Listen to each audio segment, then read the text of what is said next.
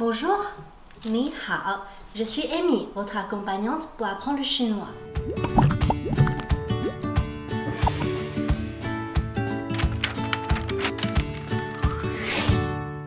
Depuis quelque temps, il y a de plus en plus de gens qui commencent à parler le chinois. Comme lui.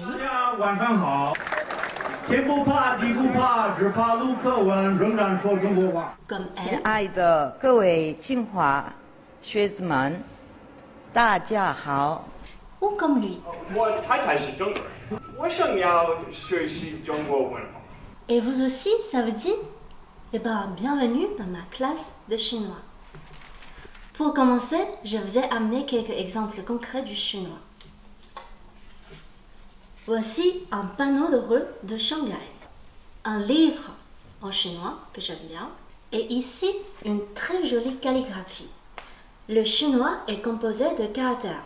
Comme vous le voyez, c'est très différent de la langue latine. Les caractères s'assemblent pour former des phrases et chaque signe, chaque caractère a sa propre signification.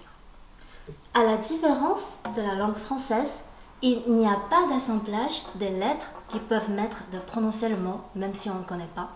Le chinois, si tu ne connais pas, eh bien tu ne connais pas. Heureusement, il existe le pinyin. Pinyin, c'est un système pour transcrire la prononciation des caractères chinois et les rendre plus accessibles. Le pinyin est constitué de 3 parties.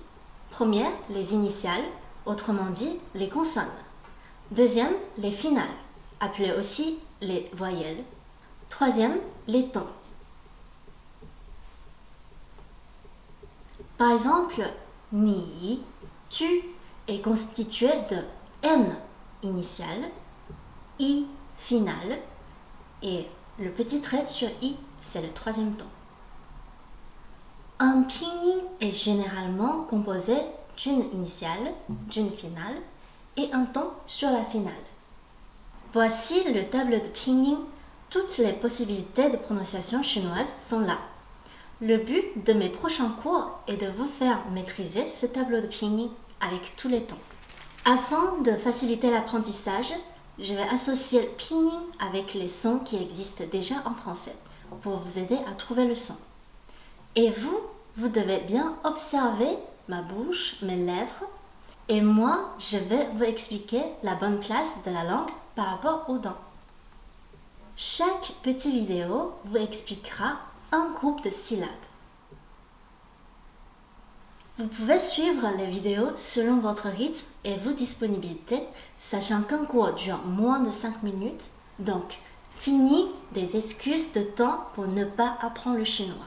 Je vous conseille de suivre 1 ou 2 cours par jour et d'avoir un cours en live avec un professeur natif, très important, pour pratiquer ce que vous avez déjà appris.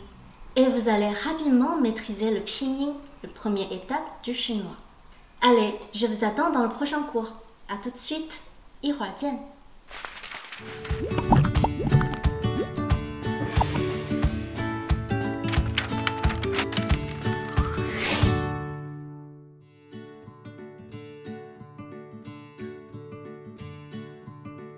Eh ben, j'apprends le chinois parce que ma copine elle est chinoise et que toute sa famille ne parle pas français, donc il faut que j'apprenne le chinois pour pouvoir communiquer avec eux et puis pour pouvoir parler avec ma copine dans sa langue.